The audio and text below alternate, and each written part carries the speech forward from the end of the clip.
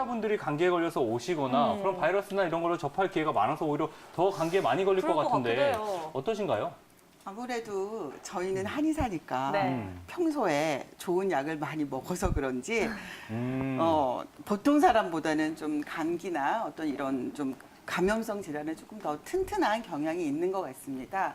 특히 저 같은 경우는 이제 감기라고 하면 여기서 기자가 사기라 그래서 나쁜 기운이 외부에서 들어와서 내 몸을 상하게해서 어떤 호흡기 쪽으로 이렇게 좀 증상이 나오는 거를 감기라 그러는데 한방에서는 그거를 외상 감모라 그래서 외부에서 바이러스가 들어온 경우가 있고 그다음에 또 하나는 내상 감모라 그래서 내가 몸살처럼 내 컨디션이 안 좋았을 때 갑자기 무리를 했다거나 아니면 스트레스를 많이 받아도 몸이 많이 으슬으슬 춥고 근육통이 있으면서 좀 감기가 걸리는데 이런 경우에 이제 보통 환자분들이 이렇게 감기가 걸리면 주로 이렇게 병원에 가서 종합감기약을 드신다거나 또 혹자는 괜히 가서 주사를 맞으시고 그러시는데 그것보다는 본인의 어떤 외부 사기에 대한 면역력이 굉장히 중요하기 때문에 평소에 감기가 안 걸리시려면 평소에 자기의 면역력을 증강을 할 수 있는 뭐 체력 보강을 한다든지 아니면 영양 보충에 신경을 쓴다든지 아니면 스트레스 관리를 잘 하시는 게 굉장히 중요하기 때문에 저희도 사람인지라 컨디션이 안 좋은 날은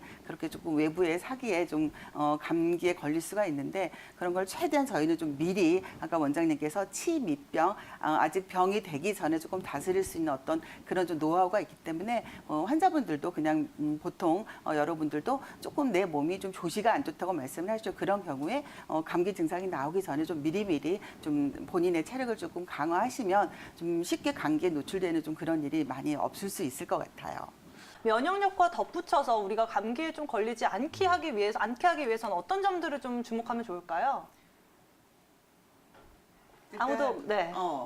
사실 올 여름에 굉장히 더웠잖아요. 그쵸. 그래서 올 여름에 굉장히 더워서 저는 올해 가을에 굉장히 감기 환자가 많을 거라고 예상을 했는데 네. 예상대로 정말 한의원에 예전보다 훨씬 많은 환자들이 감기로 오시고 있어요. 그래서 보통 찬바람이 불 때 이렇게 이제 감기에 걸리시는 분들이 많은데 그거는 몸이 찬바람에 의해서 약간 체온이 잘 이렇게 좀 이 외부의 어떤 기온에 적응이 잘 해야 되는데 갑자기 매우 덥다가 갑자기 추워지면 인체에 약간 적응력도 조금 떨어지게 되기 때문에 약간 체온이 평소보다 조금 낮으신 분들은 몸을 좀 따뜻하게 하셔야지 감기에 조금 덜 걸리시고 그다음에 습도도 굉장히 중요해요. 그래서 가을은 주로 약간 건조한 기운이 이 전반적으로 조금 지배를 하는 계절인데 너무 건조한 기운이 사실 폐나 코나 이 기관지 이 계통은 조금 촉촉해야지 이게 조금 저항력이 좋은 편인데 가을에 건조한 기후 때문에 몸도 건조해지면서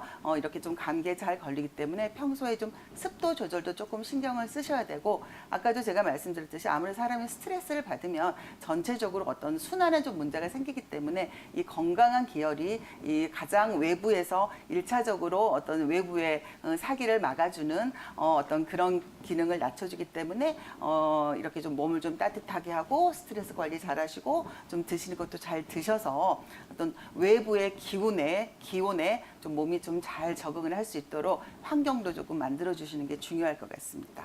아이들은 사실 체온이 성인보다는 높은 편이에요. 그래서 그거를 기초대사량이 조금 높다고 얘기를 그쵸. 하는데 그런데 이제 보통 이제 그 안에서 온도를 조절을 할 때 어른 기준에서 맞추다 보면 아이들은 주로 더워해요. 그러면 사람들이 감기에 걸렸을 때 열이 나는 거는 그건 면역 반응이거든요. 몸에서 뭔가가 면역 반응을 일으켜서 안에 들고 밖에서 들어온 나쁜 이런 바이러스를 쫓아내는 과정인데 계속 약간 그 몸이 계속 그 더운 상태에서 노출이 되다 보면 계속 이 몸이 해열을 하는 데만 이게 몸이 적응이 되게 돼 있어요. 그쵸. 그러다 보면 외부에서 찬 기운이 들어오고 바이러스가 들어와서 감기 기운이 있을 때 그거를 발열 반응에 의해서 뭔가를 사기를 내쫓아줘야 되는데 계속 몸이 해열 반응에만 적응이 되다 보면 조금만 찬 기운에 노출이 되거나 작은 바이러스에도 몸이 갑자기 이 자체적인 면역 반응이 안 일어날 수 있기 때문에 평소에 어른들이 생각하는 것보다는 약간 집안 온도도 조금 낮게 하시고 어른들이 특히 어르신들 할머니를 모시고 사는 집에서는 더욱더 조금 아이들의 온도와 이 노인분들의 이 방 온도를 조금 조절을 해서 아이들 방은 조금 시원하게 노인들은 아무래도 기초대사량이 떨어지니까 노인들 방을 조금 따뜻하게 해서 이런 그게 각각 연령에 따라서도 어떤 감기에 대응하는 어떤 그 온도가 좀 차이가 있어야 된다고 생각이 돼요. 원장님들 감기에 걸렸을 때 좀 빨리 좀 감기에서 멀어질 수 있는 방법들 어떤 것들이 있을까요? 감기 초기에는 네. 보통의 속설대로 땀을 내는 게 어느 정도 치료가 돼요. 그런데 그거는 초기에 해당되기 때문에 초기에는 뭐 사우나 가서 땀을 많이 흘리는 정도가 아니라 그냥 축축하게 몸이 조금 혈액순환이 되면서 이렇게 땀을 내는 정도의 어떤 그런 사우나 조금 도움이 되실 수 있고요. 그다음에 몸을 따뜻하게 하는 생강차라든지 계피차를 먹어서 몸을 따뜻하게 해서 약간 땀을 내게 하는 것도 초기에는 좋은 방법이고요. 그다음에 평소에 비타민 C가 좀 많이 함유된 뭐 유자차라든지 모과차도 감기 초기에 보면 당연히 감기에 좀 도움이 되고, 앞에서 황만기 원장님께서 말씀하신 것처럼 기침이 있을 때는 오미자차나 가래가 있을 때는 도라지차를 조금 응용을 해보시면, 그러나 그게 너무 심한 기침이나 너무 많은 가래, 그다음에 고열이 날 때는 해당이 안 되니까 약간 초기에, 그다음에 약간 만성적으로 갔을 때 이런 차를 조금 응용을 해보시면 도움이 될 것 같습니다. 박소영 원장님, 이번의 증상 어떻게 보시나요? 한의원에 어깨 통증으로 내원하시는 분들이 상당히 많으시죠. 그런데 이제 환자분들이 오셔서 제일 처음 말씀하시는 게 이거 오십견 아니세요? 라고 이렇게 물어보세요. 그런데 이 오십견이라고 하는 거는 여러 가지 어깨 통증 중에 사실 일부 하나일 뿐인데, 일단 먼저 그러니까 어깨 통증을 일으키는 질환에 대해서 조금 전반적으로 조금 살펴보면요. 첫 번째, 그냥 간단하게 그냥 어깨 주변에 근육이나 근막이 뭉쳐서 그게 어떤 통증을 유발하는 그런 경우에, 간단한 경우에, 그런 경우는 그냥 침시술로 간단하게 해결이 될 수가 있는데, 이 환자분들 같은 경우는 뼈주사라고 하는 주사도 뭐 3, 4년 정도 맞으셨고 야간 통증도 있으시고 그런 걸로 봐서는 이렇게 단순한 근육통은 아니신 것 같고요. 그다음에 또 한번 생각해 볼 수 있는 게, 이 어깨 주변을 둘러싸고 있는 어떤 근육이나 인대가 굉장히 복잡하게 여러 가지 근육이나 인대들이 있는데, 그중에서 가장 중요한 회전근개라고 하는 어떤 4가지 근육이 있어요. 그런데 그 근육 중에 하나 또는 일부가 인대가 조금 뭐 외상이라든지 노화에 의해서 그 근육이나 인대 힘을 잃었을 때, 그게 이제 주변에 어깨 약간 관절의 움직임을 조금 방해를 해서, 어깨는 사실 이렇게 올라갈 때 어깨 그 견봉이라고 하는 게 이 어깨와 이렇게 올라가서 부딪히는 거를 회전근개가 이렇게 잡아주는데, 회전근개가 많이 파열이 있으면 그게 자꾸 이 견봉에 가서 이렇게 부딪히다 보니까 그거를 어깨 충돌 증후군이라 그래서 팔을 이렇게 들어 올렸을 때 아프고 어떤 운동 장애를 일으켜서 팔을 드는 게 좀 힘든 그런 충돌 증후군이 있을 수가 있고요. 그다음에 또 하나는 이 회전근개가 완전히 파열이 됐을 경우에는 사람이 이렇게 팔을 들 수가 없고, 그다음에 뒤로 돌리거나 어떤 움직임이 좀 문제가 생기고, 그다음에 이거는 근육 위축까지 조금 나타나는 좀 경향을 보이고, 이 회전근개 파열인 것 같은 경우는 외부에서 다른 사람이 팔을 들어주면 들어는 올라가지는데 본인이 들려고 그러면 안 되는 좀 그런 증상을 나타내는 그런 어깨병도 있을 수 있고요. 그다음에 가장 이제 흔하게 환자분들이 말씀하시는 오십견은 정확히 그 어깨 주변을 둘러싸고 있는 어떤 근육이나 인대나 근막들이 퇴행성 변화라든지 그거에서 완전 이렇게 오그라 붙은 경우에요. 그런 경우는 아무래도 운동 장애가 이 팔을 드는 것뿐만이 아니라 팔을 돌린다거나 뭐 뒤로 돌린다거나 이렇게 전체적으로 그거를 ROM 어떤 어깨 관절의 운동성 자체에 좀 장애가 많고 야간 통증이 심하고, 그다음에 그쪽으로 잘 때 닿으면 굉장히 소스라치게 놀라는 그런 통증을 나타낼 수가 있고요.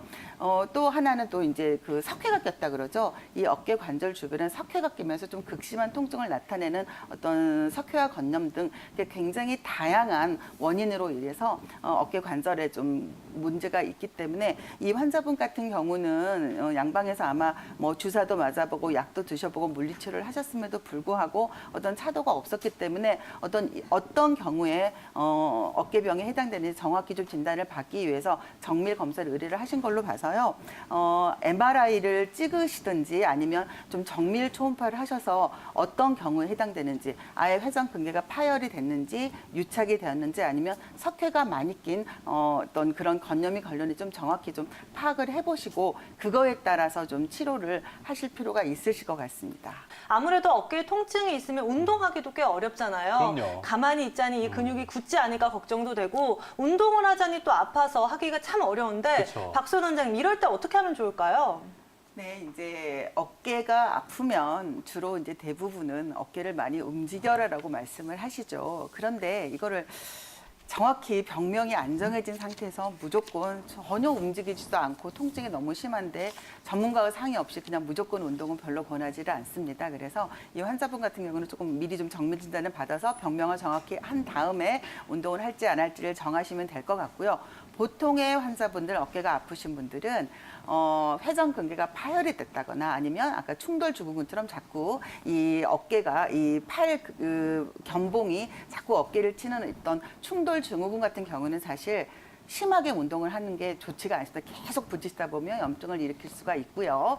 그다음에 또 파열되고 이렇게 손상이 이미 된 상태에서는 무리하게 운동을 하다 보면은 그게 오히려 좀 더 나쁜 영향을 미칠 수 있기 때문에 회전근개 파열이라든지 충동 증후군은 그 직전에 거기까지 가기 전에 충분히 근육이나 인대에 충분히 영양분을 잘 줄 수 있고 기혈순환을 잘 줄 수 있는 어떤 예방에 중점을 둬야 됩니다. 그래서 자기가 좀 불편한 팔을 억지로 하는 운동이 조금 힘들면 팔에 어떤 탄력 분대 같은 거를 어떤 고무줄 같은 걸 잡고 수동적으로 이렇게 당겨주는 운동을 한다거나 아니면 옆에서 사람들이 조금 도와줘서 오늘보다는 조금만 더 1cm, 2cm만 조금 더 올려줄 수 있도록 옆에서 조금 도와주는 부드럽게 운동을 하는 거를 권하기 때문에 운동을 하시기 전에 꼭 전문가 상담을 하셔서 내 어깨병에 지금 운동이 적당한지 꼭 상의하시도록 하시고 그다음에 집에서 운동을 하실 때도 찬 공기에서는 기온이 찬 상태에서 절대